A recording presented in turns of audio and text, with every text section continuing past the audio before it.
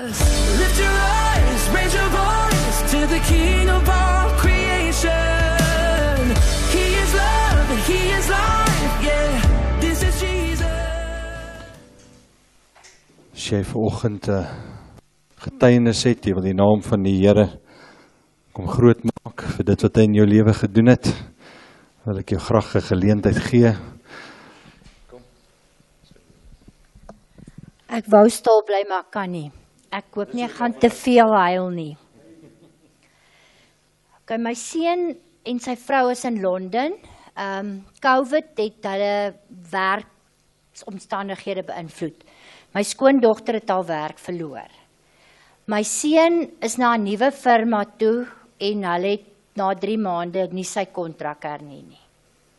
Hy en die baas, sy het nou nie van hom gehou of wat ook al nie. Hy was van Augustus af sonder werk.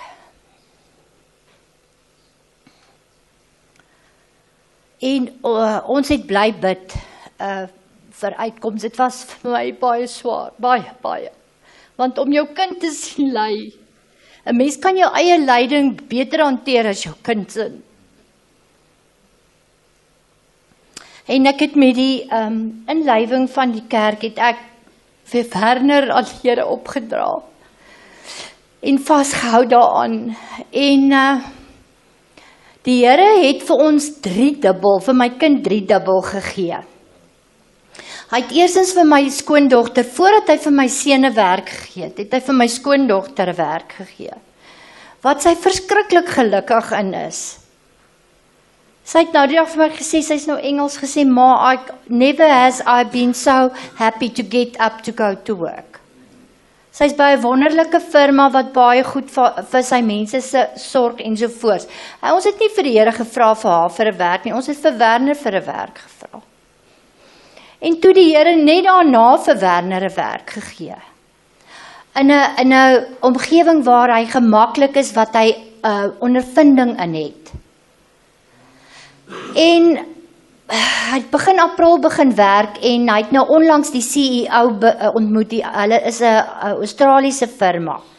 En die CEO het vir Werner uitgenooi, wat 'n eer is, om in Australië 'n konferensie te gaan bywoon. So julle, wat meer, ek meen, die Here het vir ons gegee. En ek kan nie stil bly nie. En ek wil net vir julle sê, weet net, die Here gee vir jou meer en meer as wat jy ooit kan. Ons lees dit, die Here, jy vra vir iets, maar hy gee vir jou 3-dubbel. En hy het dit vir ons gegee. En ek prys hom.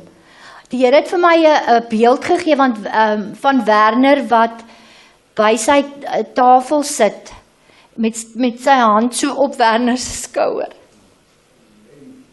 En dit het telkens by my opgekom en ek het vasgehou en ek geweet die Here se hand is op Werner, hy het vir my daai beeld gegee.